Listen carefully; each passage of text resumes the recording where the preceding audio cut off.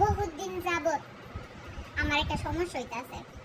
সমস্যাটা হইল গিয়া এইটা, মাইসা আমার লগে যা তা ব্যবহার কইরা যা তা কথা কয়, আমি মাইসের কথার একটা উত্তর দিতে পারি না, খালি হুইন না চুপ করে আইয়া বইয়া থাকি।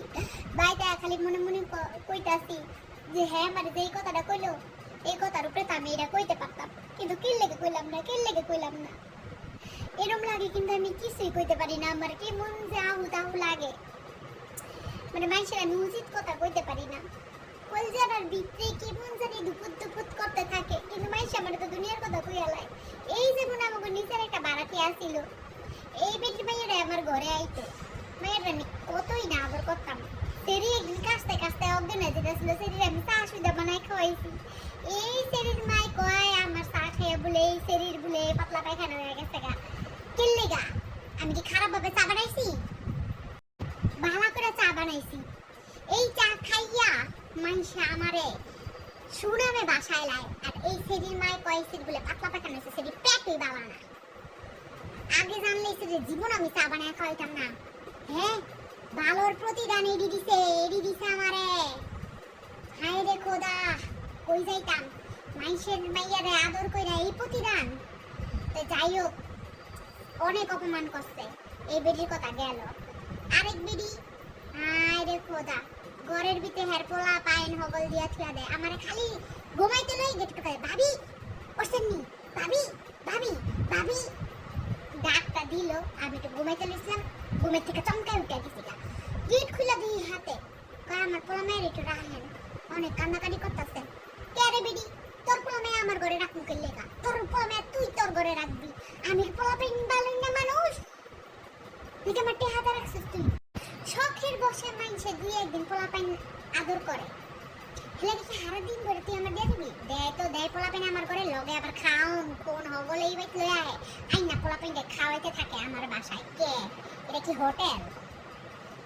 যাই হোক, বেরিয়ে কিছু কইতে পারতাছি না, আমার তো বুক ফাটে, তো মুখটা আর ফাটে না।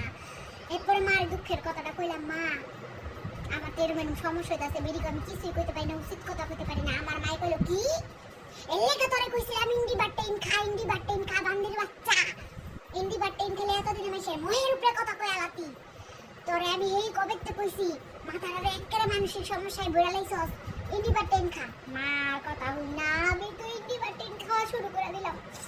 চাও ওই বাবার ইন্ডি বাট্টাইন খাইয়া আমার শক্তি জোগাইতে হইব।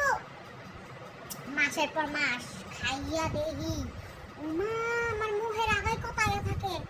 একদিনকে আবার এমনি ঘুমাইছি, বেরিয়ে আগে একটু ভাবি ও ভাবি এমন করতেছে।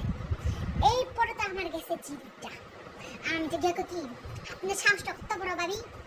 আমি একটু ঘুমাইছি, আমার মায়ে ওই দিন আপনারা কইয়া গেল যে আমার মাথার ভিতরে সমস্যা, মাইগ্রেনের সমস্যা। আর কি আপনারা আমার মানুষ একটু কি মনে করেন না আমার মাইগ্রেনের সমস্যা আছে? এই আর কি মাই কইছিল? হ্যাঁ রে, আমি আমার মাইগ্রেনের সমস্যা, আমার মায়ে আপনার কইয়া গেছে, আপনি কেমনি করে টুকাইতেছেন? হ্যাঁ, মার কথা বলতে কি দুনিয়ার ভিতরে কিছু নাই?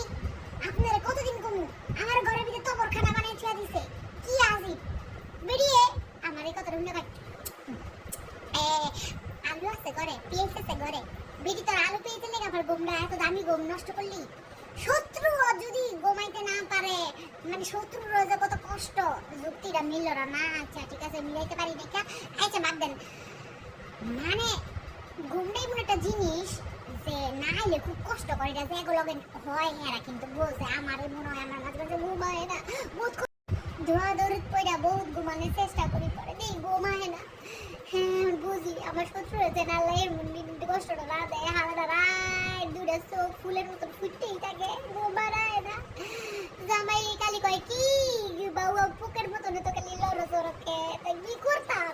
ঘুমায় না, গরমের ফুটাইতে বোঝায় না। আরে গোলামের ফুটাই তোর যদি আমার মতন রোগ হয়েছে তো তুই বুঝবি, যাক আল্লাহ দোয়া করি তোর যেমন কোনো রোগ না হয়।